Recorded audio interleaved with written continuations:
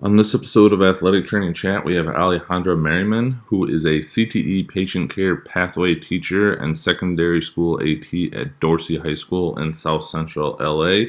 She has a bachelor's of athletic training from Loyola Marymount University in California, has a master's of rehabilitation sciences degree from California University of Pennsylvania, and just recently completed her DAT from AT Still University in Arizona. Along with that, she sits on the California Athletic Trainers Association Secondary School Committee, in addition to being one of the founders of Latinx.ATs, which if you follow them, they are very busy on social media, so they are putting in a ton of time for that. As always, we are powered by Mueller Sports Medicine. Please check them out for any of your sports medicine and AT needs. And before we jump into this episode with everything in California and the West Coast, we hope everybody's staying safe from the fires and the air quality. And we're thinking of you all and hoping that you're making it through okay. Please let us know if there's anything we can do to help. Without further ado, please enjoy this episode.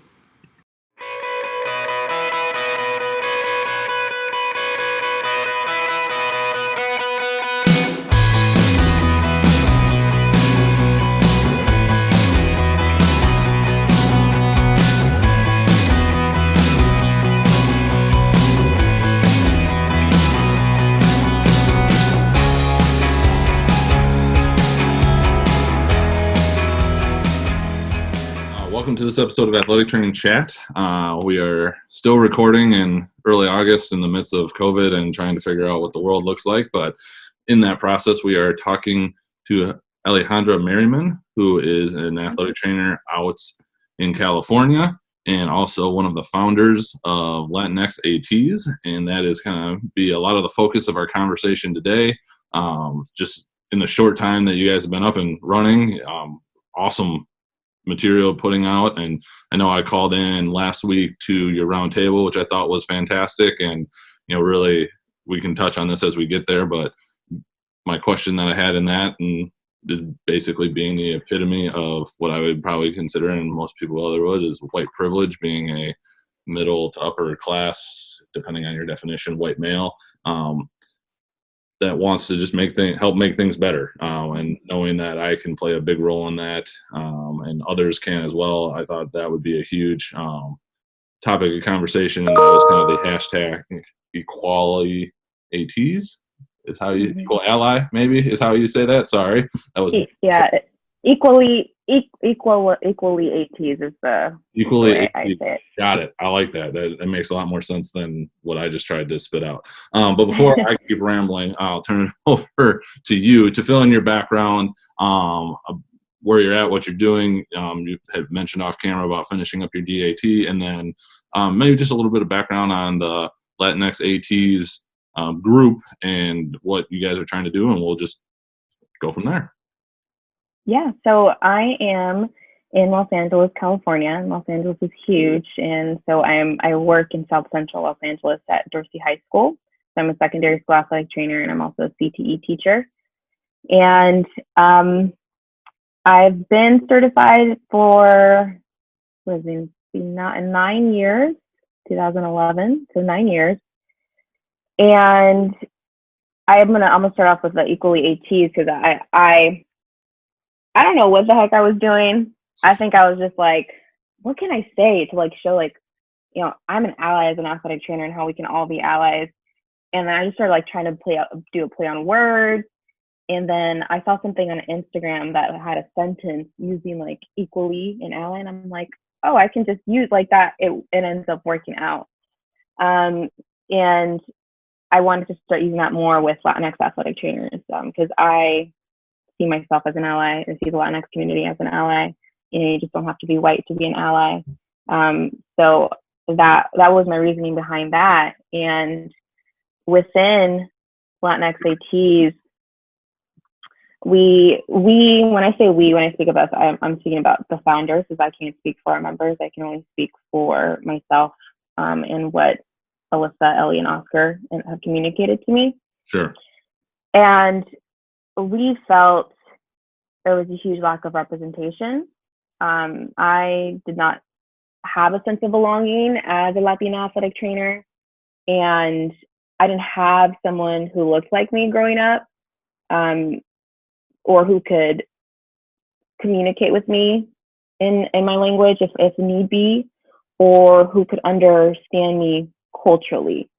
As I think that understanding someone culturally is completely different than being someone who looks like you and being able to, like, you know, communicate with you. Is there just, like, even understanding our patients culturally creates a different type of care than just being a normal athletic trainer. So that my reason behind wanting to join Ellie and Alyssa and Oscar for Latinx ATs was because of lack of representation. I was just on a document a couple weeks ago that said, as of July 2020, our membership is 80.85% white, 5.25% Hispanic, 4.1% Asian and Pacific Islander, 3.79% Black, but non-Hispanic, so not Afro-Latino, 2.09% multi-ethnic, and then I think it was like less than 0.5% for American Indian, and the rest is other. So, like, my thing is, if we're coming in second, why don't I see us anywhere? Mm-hmm. You know, and I think that to me, it really resonates. I had one in college. I had one athletic trainer. His name is Joe Gonzalez, and he's been such a huge support to me. He was one of the first athletic trainers in practice that is a Latino man that I saw.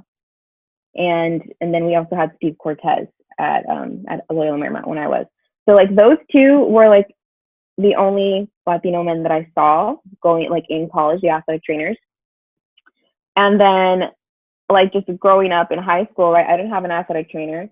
And when we did get one, she was there part-time, and she was a Latina.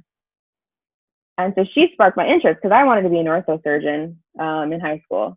I just loved, like, blooding, gory stuff and, like, breaking bones and whatnot. So I thought I'm just going to put together bones and all that. And then I got hurt in it. And then Myra, you know, introduced me to athletic training. I'm like, this is pretty freaking awesome. Like, who knew that you could still help injuries and do what you love on the sideline, you know, with sports. So it was a Latina who inspired me. And then, like, growing up as an athletic trainer, not seeing many Latinos and people who looked at me, like, that to me is, like, representation matters. Like, seeing someone who looks like me and who can relate to me. Yeah, I just think that's Ellie Leon is I don't want to say the original founder. This is her baby.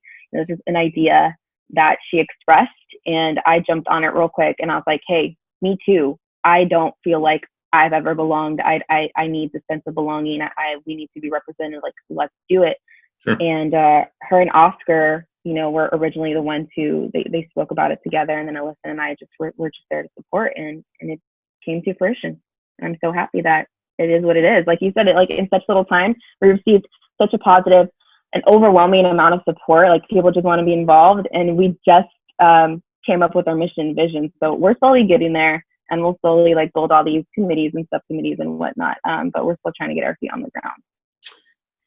Well, for an undertaking like that, I can only imagine, you know, it's you got so many things you want to do, and I can only imagine the ideas you guys have going, that it's almost hard to, like, focus in on something to get it done. Like you said, just getting a mission and vision statement out there, I'm sure, was its own huge undertaking, but you want to work on all your other things.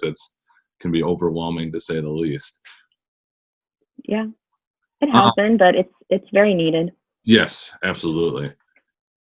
So we also had a previous episode around race and athletic training. I was talking with a lot of African American Black community within the profession, and obviously some more has come out, and I've seen that things that you guys have posted about that. But even within that, they were talking about some of the issues and the concerns they've seen within the National Association. And then just kind of in general, like, when you look at a different staff, you know, staffing across the country. Mm-hmm. First, I got two questions on this, but first I wanted, because I know you've been very outspoken about the NATA. We now know who's going to be the new president, and everything that's going to move forward there. So what do you see that maybe the NATA hasn't done necessarily, quote unquote, well, and what would help move things forward from your standpoint? I think my first issue with NATA has just been the lack of communication. I can go on about this, but the lack of communication, and I think, they're just like the typical white corporate America. Okay. We have a race issue. How do we fix it? Well, let's hire a Black professional and put them in charge of something, and let's make it diverse. And that's what a lot of corporate America has been doing lately. They hire a person of color to head on their ethnic and diversity or inclusive, like they just EDI, those are the common terms used within the committees or councils, right? And then they think problem solved. Sure.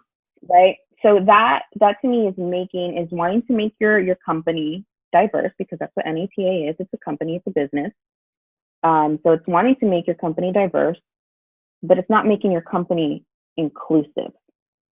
Right. So I don't think NATA is inclusive. And that is seen with, more recently, our LGBTQ plus committee. And it's seen with with JADO, Japanese Athletic Trainers Organization. Yep. And now it's seen with us, the Latinx Athletic Trainers Organization. So the idea behind diversity and inclusivity, people think just being diverse means you're being inclusive. Right. And it's that inclusive part that's been eating me. Like, you're not very inclusive. Like someone the other day tried to invalidate my feelings of representation by throwing out numbers. But hey, we have 2 or 3 Latinx people in this department, or this is like these reps. And I'm just like, is that supposed to make me feel better? Because you have 1 or 2 or 3 of us, then that's supposed to represent the almost 6% of your population. Like that to me is showing that you're not listening. You're not listening at your members who are saying they don't feel represented, they don't feel like they're included. There is more than one minority in our association that needs to be represented. And that issue on the race and diversity and inclusive side for NATA is what I've had an issue with. And the communication part, I forget. So the other week, ATVantage, and I love Alicia and everything she's done for our profession. ATVantage posted a resource that NATA came up with. It was on COVID and xenophobia. So I'm looking at it and I'm like, hold up. When was this published? When was this released? Why is this the first time I'm seeing it? And why is this the first time I'm seeing it from ATVantage and not EDAC or NATA? I didn't even see it in our NATA emails that we get blasted all the time. Sure. And so I go on the NATA website and I go to the cultural competency part of our website and I see nothing. And I'm like, so where is this resource? Turns out it's in the COVID section. And I'm like, why is something about race in COVID when it should be under cultural competency? And why am I seeing this from ATVantage and not NATA? So I think that's one of the reasons why I don't like the word competency within cultural competency, because clearly people are not competent or knowledgeable, right? Yeah. In culture. Because if you're saying that people are being racist against our Asian community because of COVID, which is a fact, then that should be under cultural competency, because you're not informing me on COVID. You're not giving me facts about COVID. You're giving me facts as an athletic trainer on how I can stop racism against our Asian community within our clinical settings. And so, like, one, you got to figure that out. Two, you have to let your members know. I feel like NATA just wants their members to always figure stuff out on their own. Like to go on the website, find this on our website, find this there, find this here. And it's like, that's great. But you are in a culture where social media can be used as one of the greatest tools you will ever have available to you. You have all of these athletic trainers who are all over Instagram, all over Twitter, and they use social media. So why not communicate with your population, your membership through social media the way that you should? And if you want to continue doing emails, then include it in the emails, because the fact that I went through my emails and I tried to find it and I couldn't. So that type of communication, the fact that they only tweet when they're like promoting themselves and stuff, you know, like, no, you are supposed to be for us. So uplift your members, you know, put some more people of color on your website, talk to your districts, put more people of color on their websites. You know, like there's just this lack of communication within NATA. I've heard so many things that happen within the NATA, and it's horrible. And now I'm starting to realize, like, okay, I'm starting to back off from them a little bit more, because I'm starting to realize, like, they don't even have their own shit together.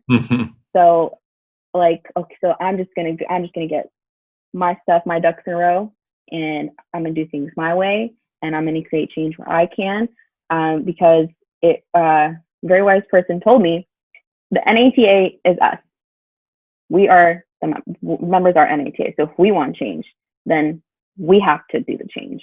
We just can't. I'm not going to wait around for NATA all my life, because then I'm just going to be sitting with my thumb up my butt, just waiting, like, nothing's happened yet, you know? So we have to initiate the change. So I think that communication aspect, and just amplifying its members' voices even more, and making sure that you're actually inclusive within diversity. Those are just my two biggest things and issues with NATA. And I've spoken to Kathy about it. You know, I had a conversation with Tori with the whole black box response after George Floyd's murder, which it still bothers me to this day that, you know, you have all these other NATA organizations. EDAC could have put out a statement, and then Katie put out a statement, and then NATA puts out a black box. And I'm just like, don't we have a PR team? Right. So, like, it's just those things that that I think need to change. And I think but again, the change starts with us, and it starts with us being involved. And it's not just being involved locally.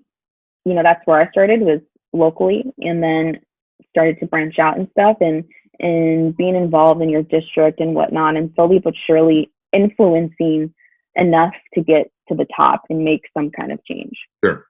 Because I can have all the NATA presidents call me, I could care less. But if you're going to call me and talk to me and produce no action, then that to me shows me what NATA represents. So, kind of this is a question off of everything you just said. I really liked your distinction of, like, you know, just having people of color, or, you know, that are bringing diversity is its own thing, but that doesn't necessarily equate to inclusion. And I know, you know, we on our own campus, you know, we have our Department of Diversity and Inclusion.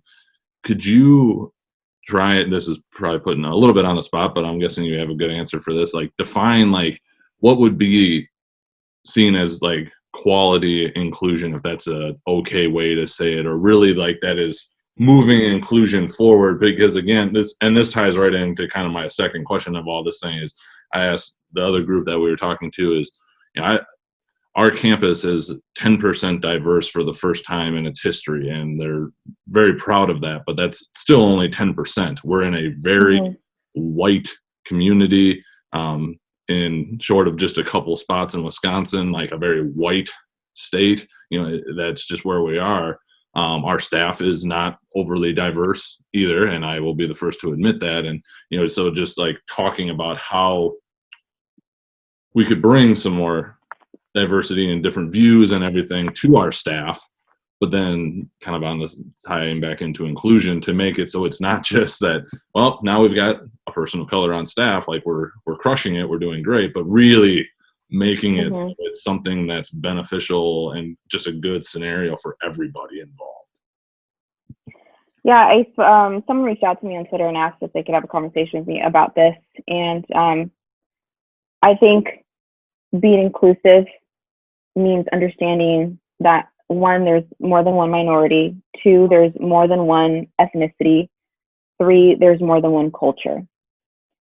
And to me, you don't, like, I understand the budget and the business side of especially universities and not being able to hire and to get rid of people just to, fill that people of color quota. Yep. But I even suggested, like, have guest lecturers of color. Have them whatever topic. I mean, topics of race in healthcare and social determinants of health need to be had. So even if it's having a guest lecturer of color talk about those topics, is showing your students of color that you're aware and you're trying to make an attempt. But it's also understanding intersectionality. A lot of people focus, they're one track minded, right? I said this the other day on Twitter, like single advocacy issues. And you can't focus on one thing when all these other things are affected by it. Unpopular opinion, Black issues are brown issues. Brown issues are Black issues, which are then LGBTQA issues, which are also a part of the Asian community. Like everything is involved, right? It affects every other thing and every other person of color. And so just recognizing even things like colorism happens in Latinx community, racism happens in Latinx community. What are you doing for your DACA students? Are you doing anything for them? Like those type of things to me are in inclusivity, like being inclusive to all of your students of color. What do your websites look like? Are they all a bunch of white people on the website, or do I see a brown face? Do I see a Black face? Do I see people who look like me? And that was one of the things I brought up. Going on the NIT website and EDAC's website, like I didn't see anybody who looked like me. Mm-hmm. So I didn't feel welcome. If I don't see people who look like me, I'm not going to feel welcome in a space where you're trying to welcome people. So from an institutional standpoint, I understand the difficulty of money issues and trying to change things around and whatnot, but there are small things you can do. Like even, is there a Black student union on your campus? Is there a Latinx student union on your campus? Is there, or do you have a mentorship program with other universities where, your student, athletic training student of color cannot relate to you as a white male, but you may have a mentorship program with another university or someone that you can offer, like, hey, I don't feel like I would be the person for you, but I do have this person who is willing to be there for you if need be. It's the smallest things that can make the biggest difference. Sure. Like those things will show your students, and I wish would have like I had that. I wish I had those type of things where I can find someone to relate to culturally and who can understand me. And just more importantly, just asking your students what they need from you. I think that's huge. Like, I don't understand why EDAC and NATA just don't ask its members of color, what can we do to better serve you? It's just such a simple question. Right. And you can get so many answers. And I feel like more institutions it's okay to ask, what can we do to better serve you? I just became a preceptor for Azusa Pacific University, and their students were telling me that it wasn't until recently, either 2019 or 2018, they just got rid of that racist textbook that was floating around social media on pain perception in different races. They were using that. And it wasn't until a Black student athletic trainer said something, then other athletic trainers who were Black started saying something as well. And now that book is not used at the university. But, it's like being conscious of those things and willing to listen to your students and their needs and how you can better serve them. It's something simple as that. You don't have to waste any money to listen to your students. Yeah, I saw a tweet just earlier today, and it had asking and then the greater than sign, then assumptions.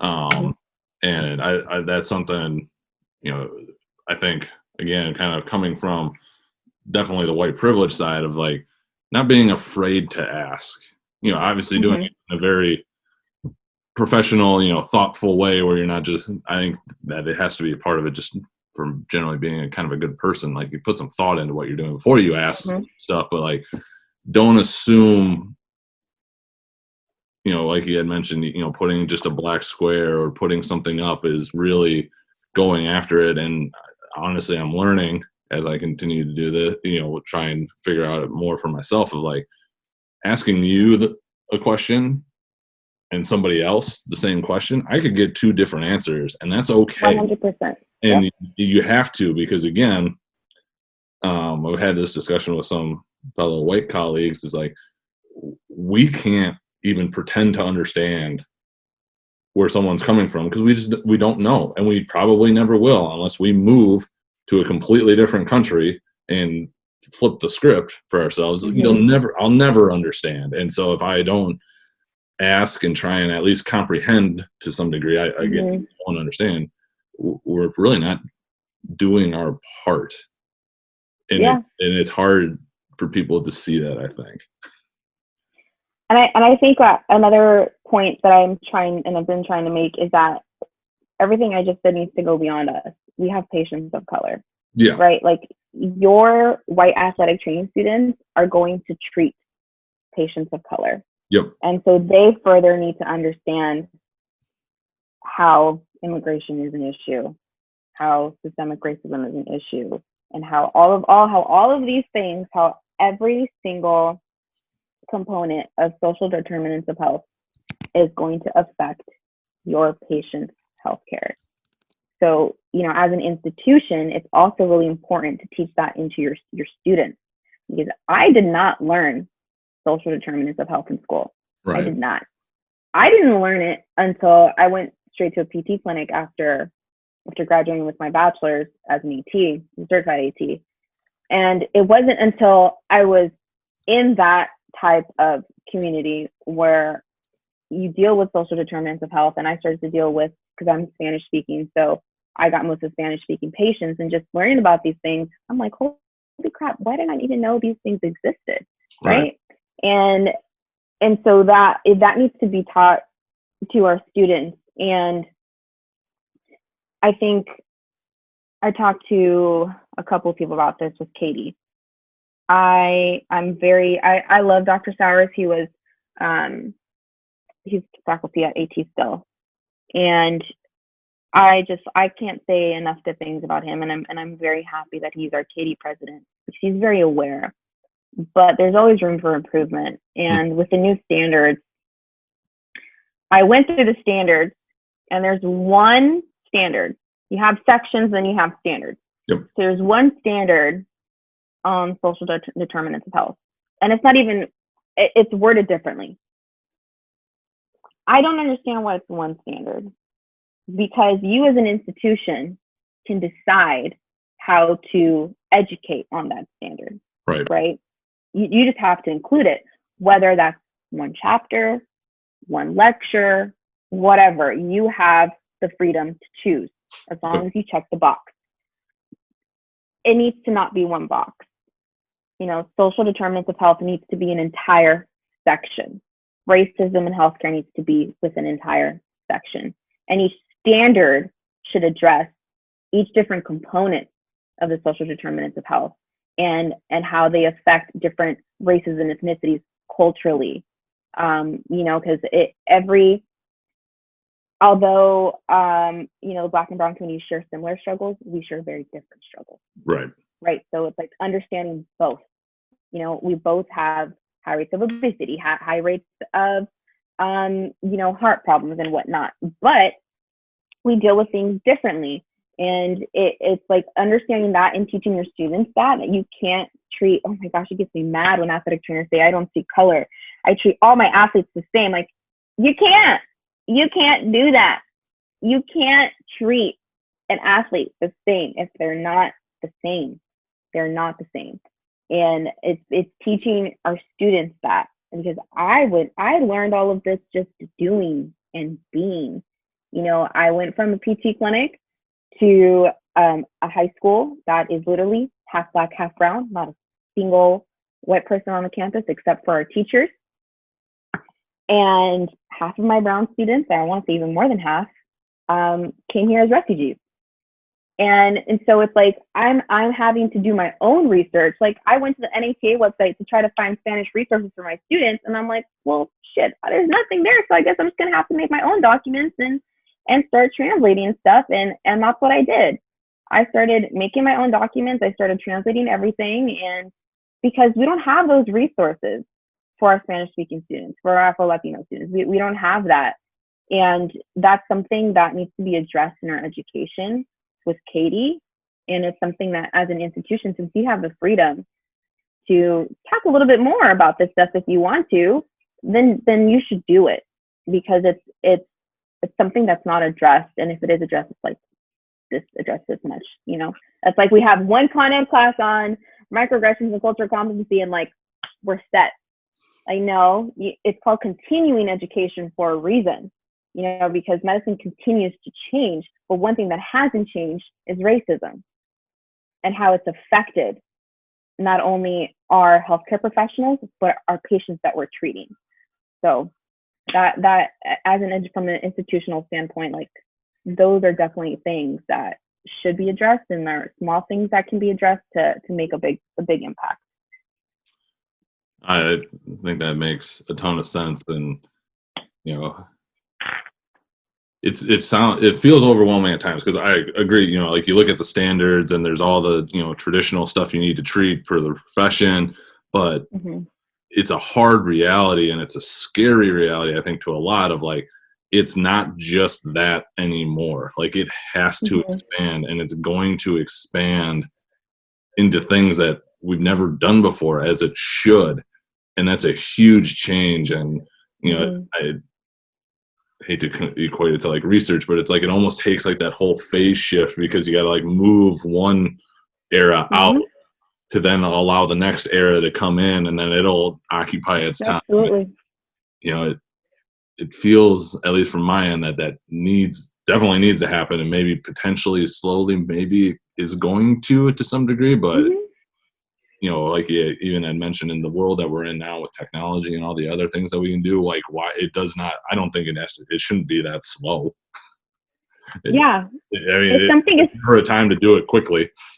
Now's the time. Something as simple as putting out content like we've been doing. You know, like, you don't have to change.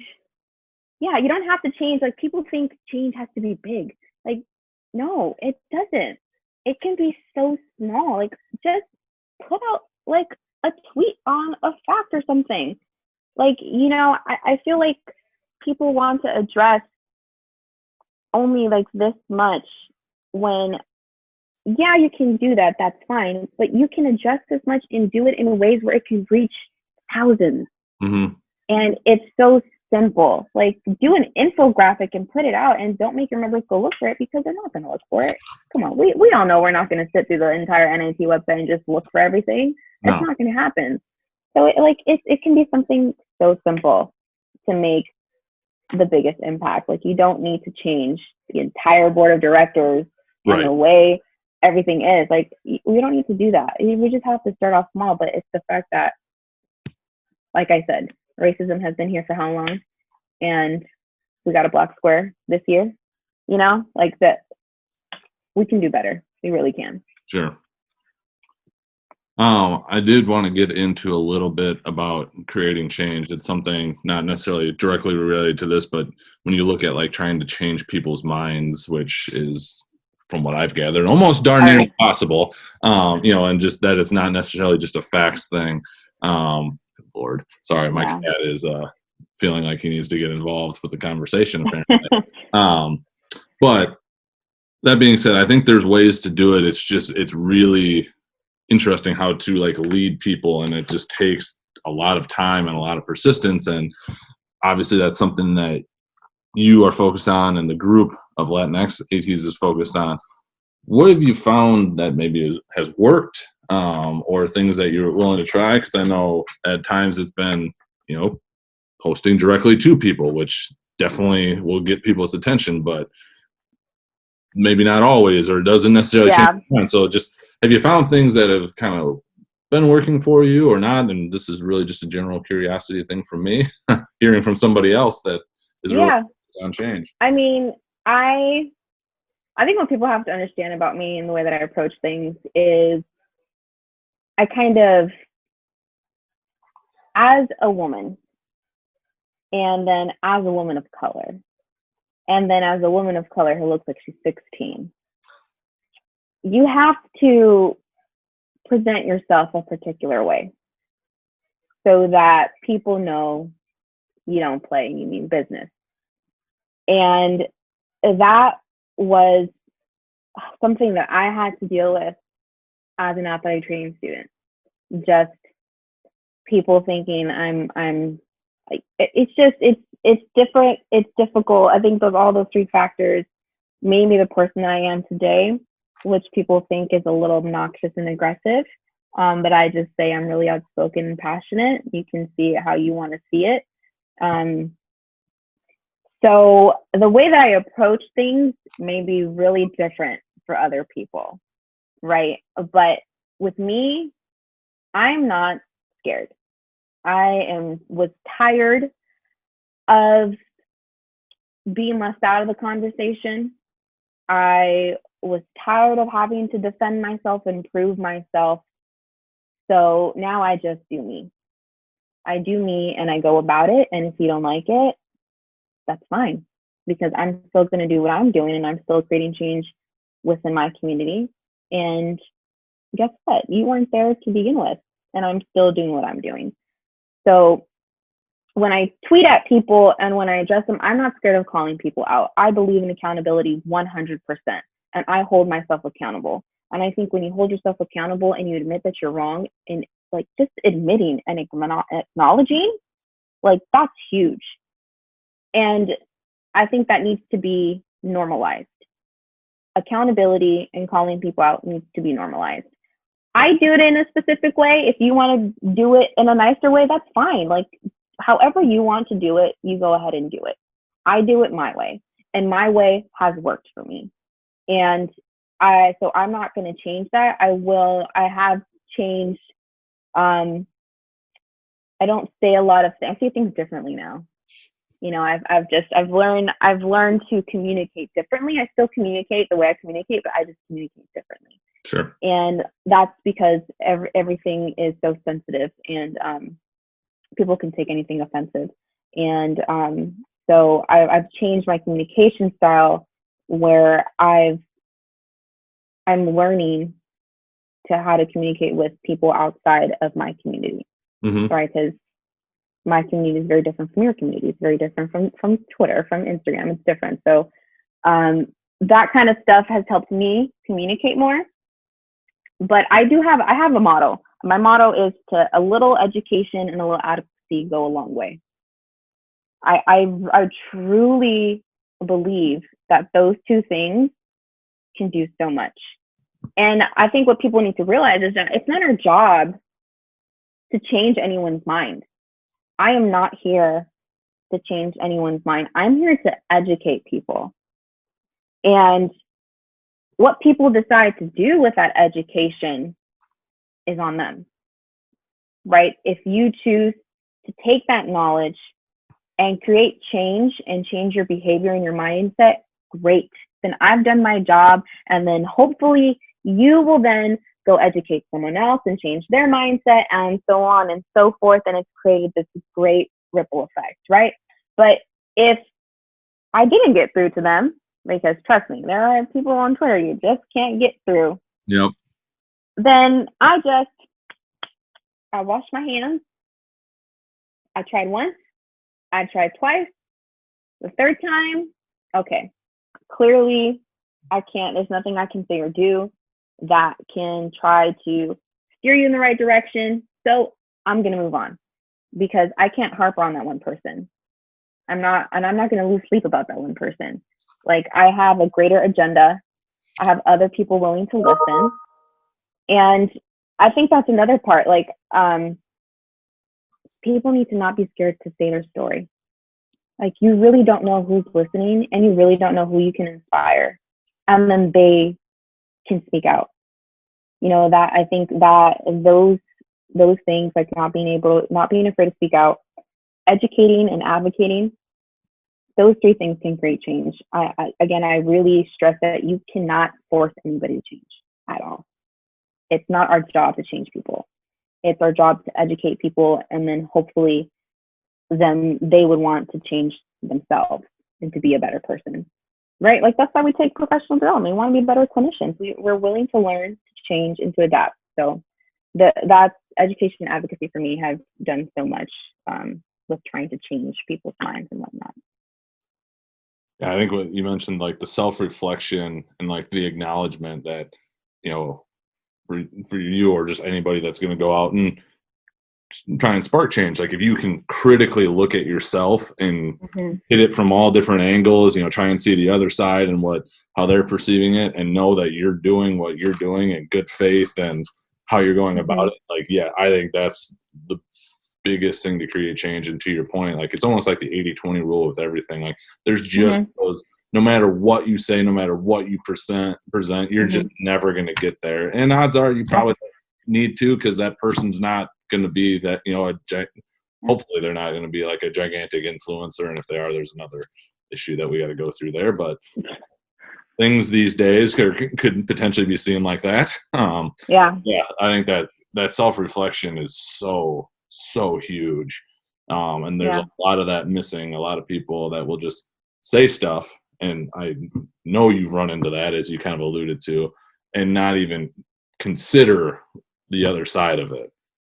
Yeah. Because I've seen that a lot.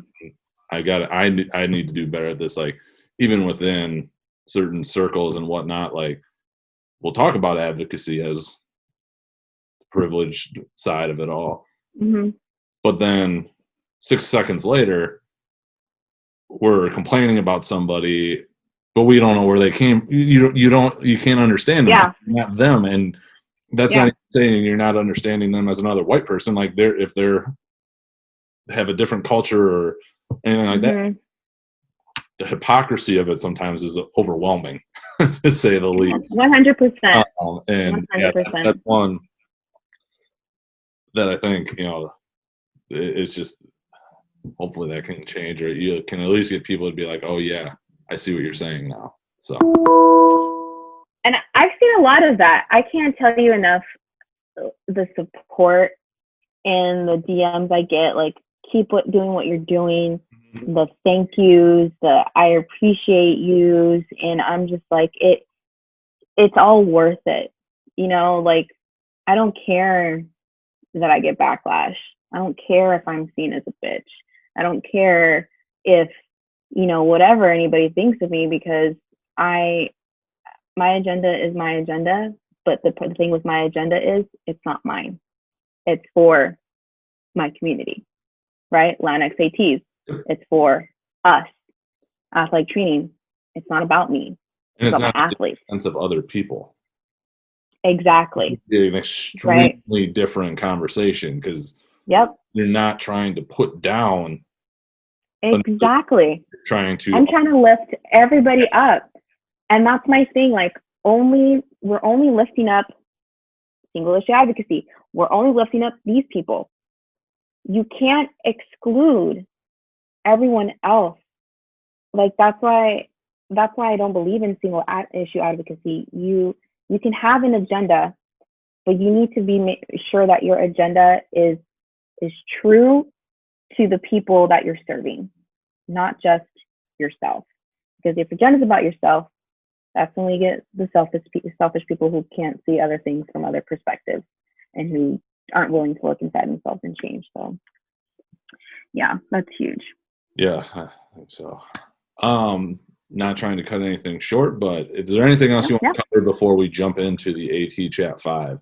No. Before we get into those, I don't know exactly when we'll get this one out, but it'll be relatively soon. But I would definitely like to see in 6 months or a year for like a follow up on just how this is all going. And honestly, maybe it'd be good when we're not in a pandemic and we can get back in and live our lives as professionals again. Because there's just so much on this, and it'd be great to see where things have evolved moving into the future. Yeah, I agree. This is going to be a really good question. I'm interested in your response here. Where do you see the athletic training profession going in the next 5 to 10 years? Short answer, I want to see us very diverse and inclusive.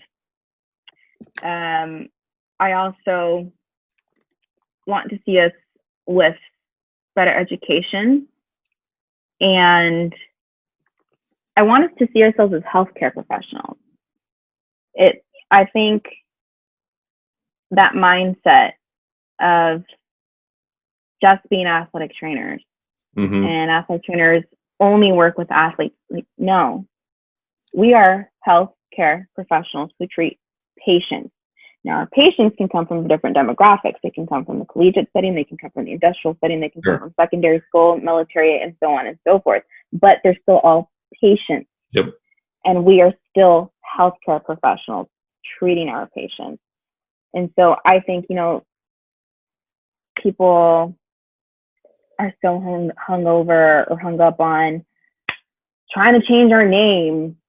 Don't call me trainer. Why do you have that towel on your shoulder? Like, why are we focusing on those things? Right. When we can be referring to ourselves as healthcare professionals and whatnot. Things. So, so I think, just being more diverse. We are diverse, but being more inclusive. Yeah. Being more inclusive, making our education a lot better. And then just presenting ourselves as healthcare professionals. I think if we present ourselves as healthcare professionals, it'll show our education and our true knowledge, and it'll build better relationships with other healthcare professionals that we currently have struggles with. I like it. The pie is big enough for all of us. Why? That's my one thing on advocacy within AT. Like, as we've got bigger battles to fight, this little infight is just ridiculous about stuff. It's just, come on. Like, we got bigger fish to fry with salary and all the other different things. But yes, I won't. Yep. I digress. What advice would you give yourself if you could go back as a younger athletic trainer and, give yourself, again, that advice? And if you could set where that is it coming out of undergrad or whatever it may be, but if you could go back, what would you say? If I would go back, I'd go back to undergrad. Like, I would go back to my senior year. Okay. I'd go back to my senior year and I would say, don't give up and find someone to talk to, because it really is all worth it at the end. But I just hear so many horror stories about clinical instructors and preceptors just making kids like want to drop out of school and out of their programs and whatnot. And it breaks my heart. And I, at one point, was like, should I go PT? I don't know. This is a lot.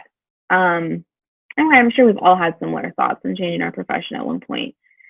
And so I would go back to my senior year of undergrad and I would just tell myself, like, don't give up and find somebody to talk to.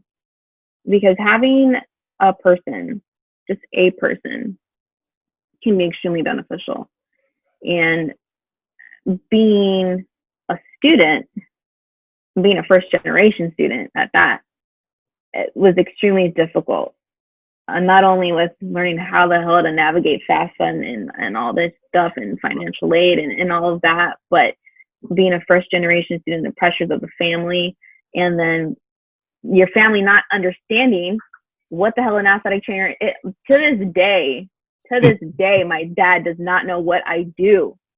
All my dad knows is that Mika has 3 degrees, Mika is college educated, and she could help me with my injuries. Like, that is the extent of what my dad knows, right?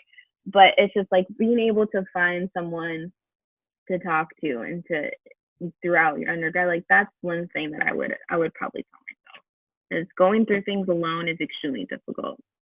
I was in my class, it was me, one girl who is Asian, one girl who's white, and then one guy. We're a very small class, there's 4 of us, and then one was half white and half Mexican.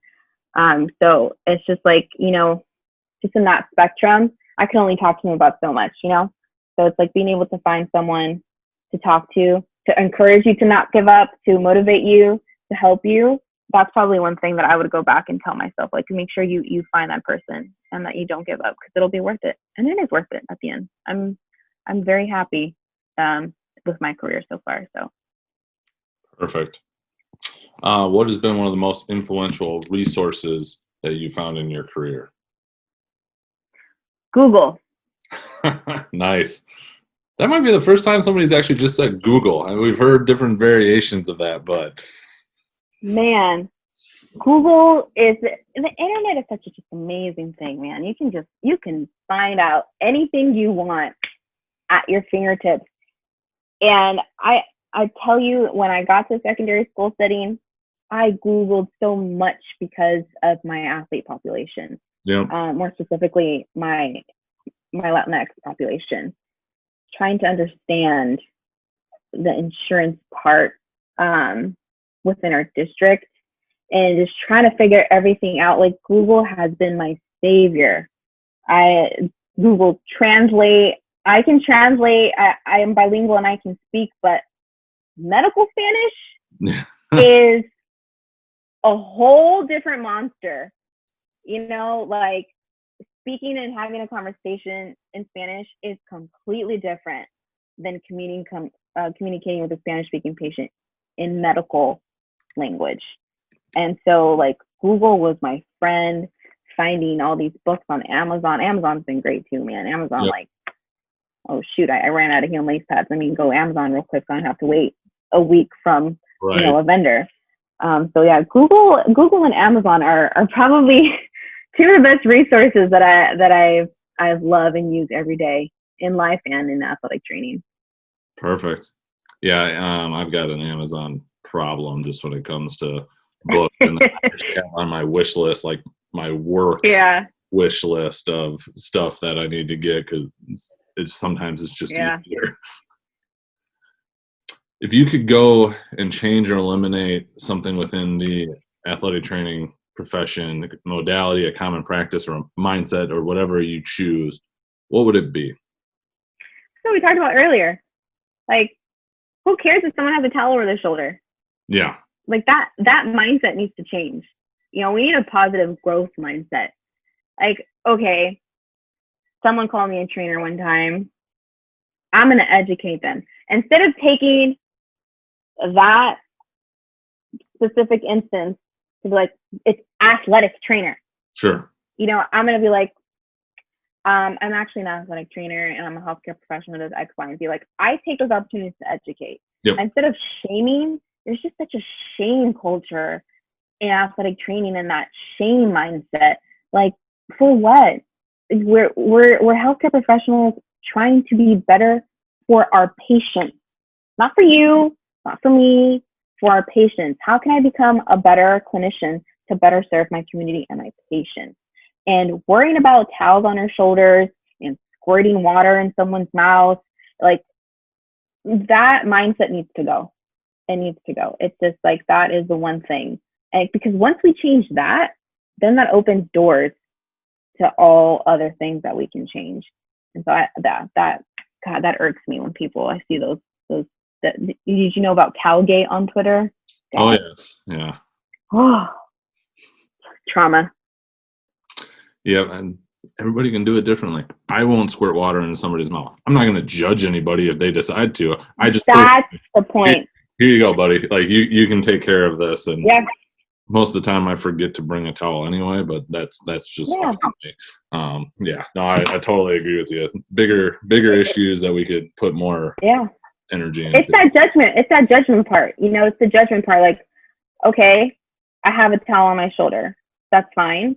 Okay, maybe you give your athletes water and then I will squirt it. It's each person does it. You may do a Lockman differently than me because one, I'm tiny and I have different hands. You know, they're small as heck. So I do my Lockman different than you may do yours. So it's like, why should I judge you based off of the way that you do something when we're all different? You know, that judgment and that shame. Yeah. And we can be equally as effective. Yep. Final, well, not completely the final question. Final AT chat question is: what does being an athletic trainer mean to you?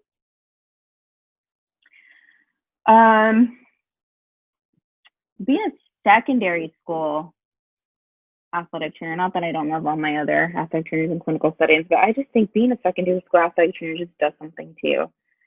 I've become an honorary mom. Some of my kids refer to me as auntie. You build these relationships and you develop, like, you start to care about these kids. You know, a lot of us refer to them as our kids because that's how I see them. They're my kids. You know, I didn't physically give birth to them, but I spent enough time with them to develop these relationships with them for them to be considered as my kids. I take them under my wing and then I protect them and I care for them the best way that I can. Because I think, you know, being an athletic trainer means, like, you have to protect your athletes so they have a successful career, right? So they can finish their season. But you also need to protect them so that they have a good quality of life, right? Because after high school comes college, if they so and choose to play in college, right? So, and then after that, if they make it, great. But if they don't, is their quality of life going to be good enough because you protected them, and more importantly, you educated themselves on how to protect themselves? Mm-hmm. Right. So I like being a secondary school athletic trainer. That's what that means to me, is being able to instill that education on having a good quality of life and in those relationships with an athlete. But I think just as an athletic trainer in general, it means that we care and we protect for our patients. And it goes like, it goes beyond their occupation. They're not just a football player. They're not just a basketball player. They're an athlete, but they're also a human being. And so we need to care for them as a whole and see beyond their uniform. Yeah, well said. I think I've said it for not as long as I should have, but man, this secondary school athletic trainer, just for the impact that role has, and just for A, on the patient, and B, just on the profession. I mean, that's the first interaction most people will ever have with an athletic trainer. Mm-hmm. And, you know, we have people show up all the time at our university that don't want to come see us because they just didn't have a good experience, and or they didn't have one. And it takes a lot of work then, but man, that role can have such an impact on so many levels. I agree with you wholeheartedly. Yeah. Kind of in closing, where can people find you if they wanted to follow along or connect with you? They can find me on Twitter and Instagram, AYJM_DAT_ATC. I love the play on words, DAT ATC. And I'm also on Twitter and Instagram under Dorsey Sports Med, under our sports medicine program. Okay. Would really love people to follow LatinxATs. We have a Twitter, Instagram, and Facebook page. And if you're in Los Angeles, come on over to South Central LA. I'll take you around South Central. We'll give you a little tour. Well, hopefully people will be able to make that trip more often than all right now. Post-COVID? Yeah, post-COVID, absolutely. Well, thank you so much for taking the time. I got a lot out of this. I think everybody else will too, and I look forward to a follow-up. No problem. Thanks for having me on. I really appreciate it. All right, thank you.